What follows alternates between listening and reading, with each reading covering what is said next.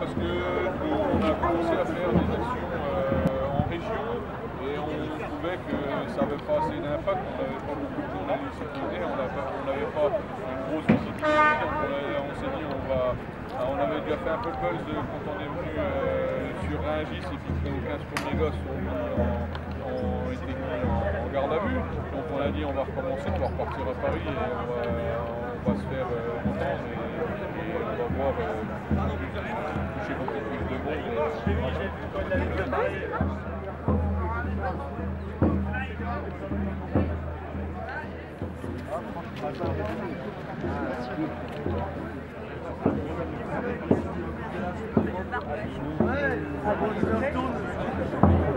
Ah d'accord, ok.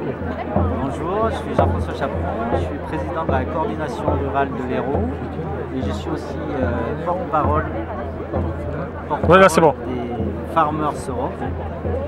Donc aujourd'hui on est là parce que il y a un mois, les agriculteurs du Lot-et-Garonne sont montés avec leur tracteur. On leur a tracé une ligne rouge pour les empêcher de passer. Et là, notre message aujourd'hui, c'est vous ne nous empêcherez plus jamais de passer. Ça y est, on est rentré dans une vraie agriculture.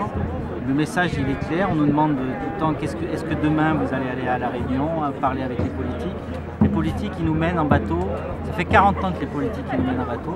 Et là, on est au summum du summum de nous mener en bateau. Et on dit stop. Donc maintenant, à partir du moment où on ne va pas aller profondément dans le vrai problème agricole, c'est-à-dire refaire une agriculture qui est productrice d'énergie verte et pas consommatrice d'une énergie verte, une agriculture qui est complètement dirigée par les agro-industriels, une agriculture où on nous met sous perfusion en attendant pour que la mort elle soit la moins douloureuse possible, et bien on dit stop, c'est fini, ça c'est fini. Est-ce que vous vous sentez écouté par Emmanuel Macron? Absolument pas.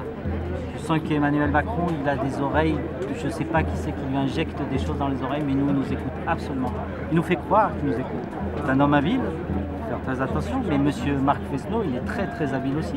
Chaque fois qu'on le rencontre, c'est formidable, il connaît mieux les dossiers, il est capable de remplir mes dossiers mieux que moi. Il connaît tout, les virgules, les montants, les cases à cocher, c'est formidable. C'est pas ça l'agriculture. L'agriculture, c'est aller dans ses champs, c'est cultiver sa terre, c'est pas acheter des produits, c'est pas ça l'agriculture. Aujourd'hui, nous, la coordination rurale, on est là pour vous dire, on dit stop, on ne veut pas des prix, on veut des prix.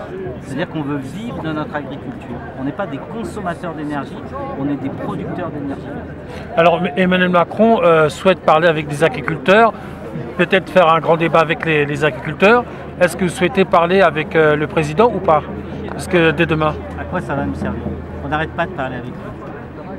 On parle avec lui, il fait semblant de nous écouter, il répète nos phrases en disant « Ah oui, oui, j'ai bien compris », et il fait exactement l'inverse. Pendant qu'il est en train de nous chanter la messe, là, il fait voter le mois dernier, moi j'étais à Bruxelles, il est arrivé derrière pour donner 50 milliards à l'Ukraine pour faire la guerre. Et vous croyez que ça c'est bien ça? C'est pas honteux. Nous on ne demande pas des primes en plus, on nous demande de nous laisser travailler. On ne demande pas d'argent, laissez-nous travailler. Nous, il nous manque 20 centimes par kilo de produit. C'est pas beaucoup qui nous manque. Nous, si tous nos produits, notre vin, notre viande et tout ça, notre lait, c'est 20 centimes. Pour la viande, c'est un petit peu différent, c'est un petit peu plus. Mais pour les produits végétaux, c'est 20 centimes qui nous manquent. Si on a 20 centimes sur notre blé, on vit très très bien. On vit de notre agriculture, on n'a besoin de rien. Et là, il n'est pas capable, il nous dit « Ah, je vais quand même vous donner 80 millions par-ci, 100 millions par-là, à la fin, oh, j'arrive à 450 millions », qui était déjà budgété depuis très longtemps. Il ne faut pas croire qu'il nous a donné quelque chose de plus. Et au final, on apprend le lendemain qu'il a donné 50 milliards pour faire la guerre en Ukraine, et pour faire rentrer du poulet dégueulasse, et pour faire rentrer des trucs qui sont cultivés par Bill Gates et par les fonds de pension américains. Parce que c'est ça la vérité. En Ukraine, là, pourquoi nous, on est aux abois et on vous dit ça va péter? Pourquoi? Parce que qu'est-ce qui s'est passé en Ukraine? On a piqué toutes les terres aux agriculteurs. C'est des groupes industriels qui travaillent, qui font bouffer de la merde aux gens. Il n'y a pas de secret. On leur fait bouffer du sucre, on leur fait bouffer des choses qui les rendent malades. Et on veut qu'on fasse la même chose en France. Non, on vous dit non. Et pareil en Europe. Et mes collègues de Hollande, mes collègues d'Allemagne, mes collègues de Hongrie, tout le monde ont vu TikTok. Et demain, comment ça sera l'accueil avec le président demain? Je ne sais pas. Même nous, on ne sait pas. Et on ne sait même plus qui c'est le président. C'est Biden, hein?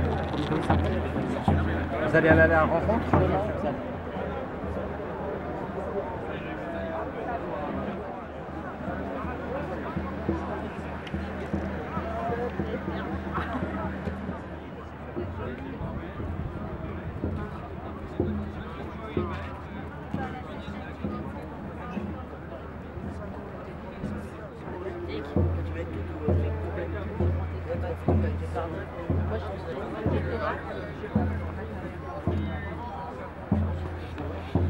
Bon bah je vous souhaite une bonne journée messieurs. Merci. Attends, je t'ai envoyé une photo comme ça tu veux. C'est juste pour tes mains. Mon Instagram.